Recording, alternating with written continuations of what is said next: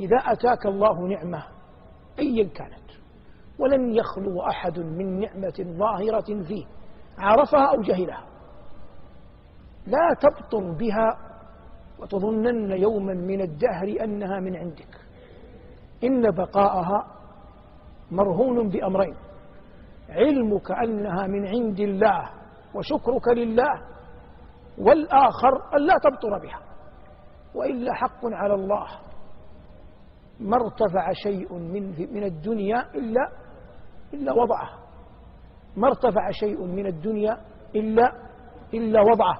والنبي عليه الصلاة والسلام كما مر معكم كثيرا في السير كان له ناقة، فجاء أعرابي على قعود فسبقها، فشق ذلك على الصحابة، فقال عليه الصلاة والسلام: إنه حق على الله أن لا يرتفع شيء من الدنيا إلا وضعه. وأنت لو قلبت بصرك في كثير ممن حولك ممن دنا ونأى، ممن عظم أو من حقر، ستعلم كيف تجري أقدار الله جل وعلا على عباده.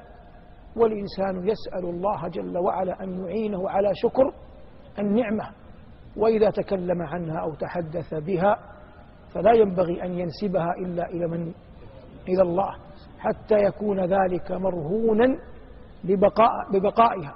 وإن الله جل وعلا أورث كثيرا من خلقه نعم، لكن مما يجعل العبد تبقى النعمة التي آتاه الله جل وعلا إياها ألا يظلم، لأن الظلم عياذا بالله يعجل الله جل وعلا به غالبا على الظالم، فينكل به فيرى حاله قبل أن يموت، يعني يرى وضاعته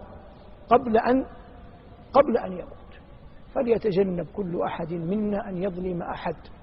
قد لا تظلم أنت بدينار أو درهم أو سيف أو سجن أو معتقل، لا تملك هذا، ومن العصمة أن لا تقدر، لكن قد تظلم بكلمة أو كلمة تكتب فيتناقلها الناس عنك، الثاني بعد الأول والآخر بعد الثاني، وصاحبها من قلتها فيه لا يستحقها، فكلما دونها أحد ونشرها زادت وزرا عليك.